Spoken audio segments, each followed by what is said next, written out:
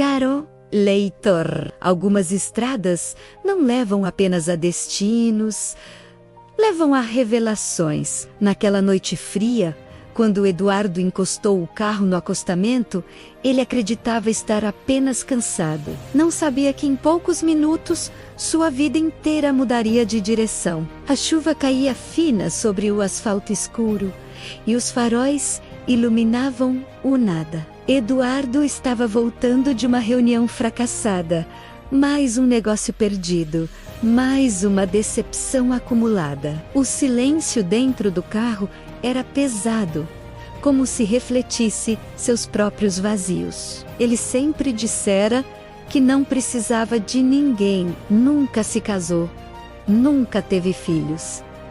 Dizia que liberdade era sua escolha, mas, naquela estrada deserta, a liberdade parecia solidão. Ele suspirou fundo, apoiando a testa no volante, tentando organizar pensamentos. Foi quando viu duas silhuetas à frente, pequenas, paradas sob a marquise de um posto abandonado. Dois meninos, encolhidos, abraçados um ao outro. Eduardo franziu o senho, sentindo um aperto inesperado no peito. Ele pensou em seguir viagem. Não era problema dele, mas algo o impediu de ligar o motor. Talvez fosse o olhar do menor, fixo nos faróis do carro. Um olhar que misturava medo e esperança. Eduardo desceu. "Vocês estão sozinhos?" perguntou, mantendo distância. O mais velho, Miguel, respondeu com firmeza contida. Disse que estavam esperando a mãe. Mas a hesitação na voz denunciava mentira. O menor, Lucas, segurava um carrinho quebrado nas mãos. Eduardo reconheceu o abandono. Descobriu que a mãe partira naquela tarde. Prometera voltar. Nunca voltou. A estrada parecia ter engolido suas promessas. Eduardo sentiu a garganta fechar. Ele não sabia lidar com crianças, mas sabia reconhecer solidão. Levou-os para dentro do carro.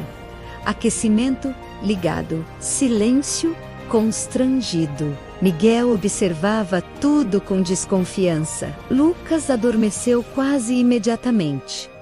Eduardo dirigiu até a cidade mais próxima, sem entender por que estava fazendo aquilo. No pequeno hotel da beira da estrada, reservou um quarto maior. Comprou sanduíches e cobertores. Miguel agradeceu com um aceno discreto. Eduardo percebeu maturidade demais naquele menino. Perguntou a idade.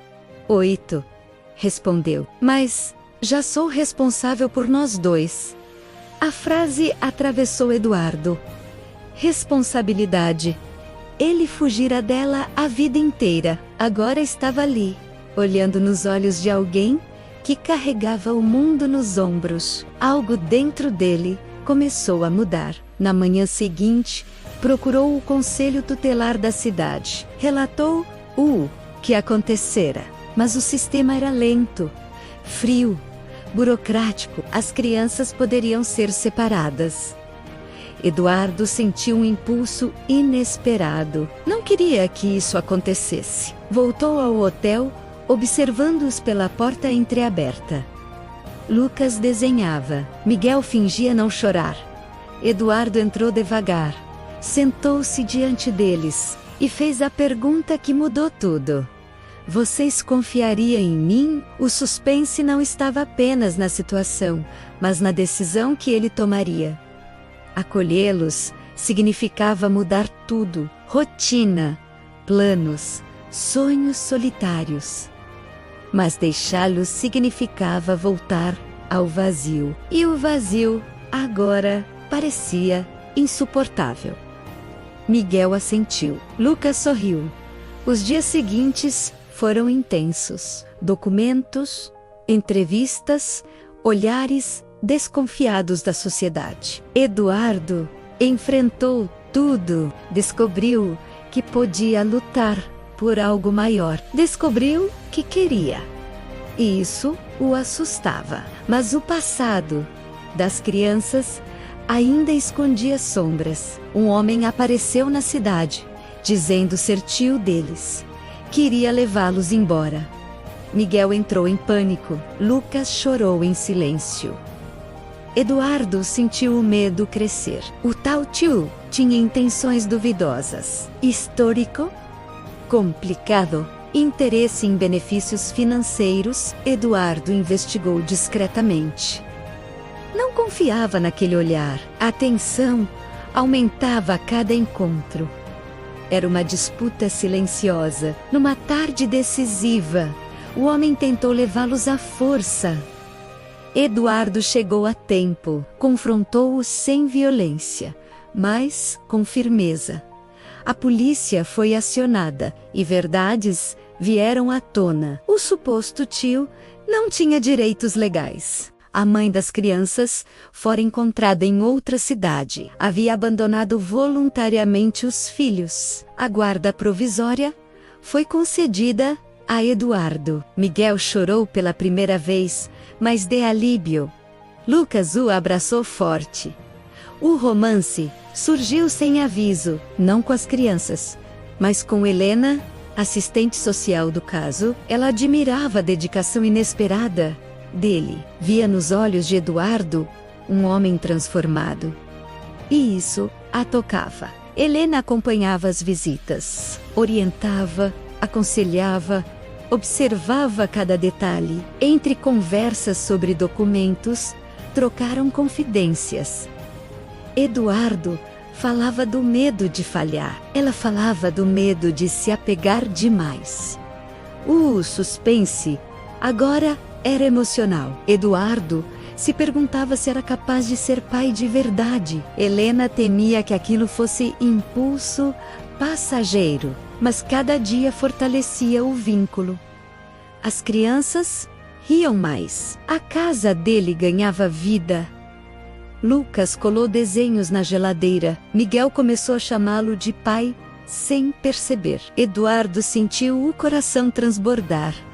Nunca planejara aquilo, mas nunca se sentira tão inteiro. Helena observava a cena com um sorriso contido. Certa noite, Eduardo confessou a ela que parara naquela estrada por exaustão. Eu estava perdido, disse. Helena respondeu com ternura. Às vezes, nos perdemos para encontrar o U, que sempre foi nosso. O processo de adoção foi oficializado meses depois. A audiência final trouxe lágrimas. Miguel segurava firme a mão de Eduardo. Lucas não parava de sorrir. O juiz declarou a nova família formada. Eduardo respirou fundo. Sentia-se completo. Helena estava ali. E quando tudo terminou, ele a convidou para jantar. Sem formalidades. Sem medo. Ela aceitou. O amor amadurecia. A estrada onde tudo começou tornou-se símbolo. Eles passaram por lá juntos um dia. Sem abandono, sem chuva pesada. Apenas gratidão. Eduardo olhou pelo retrovisor. Não viu mais solidão. Viu risadas no banco de trás. Viu esperança ao seu lado. Ele só parara na estrada, mas encontrara os filhos que nunca teve e o amor que nunca buscou. Caro leitor, quantas vezes você já parou acreditando estar perdido? E se aquela pausa for apenas o início de algo maior? Às vezes, o destino espera no acostamento. Que esta história lhe lembre que o amor pode surgir onde menos esperamos. E que parar não é desistir. É permitir que a vida nos alcance. Volte para a próxima história, onde outra estrada revelará um novo destino.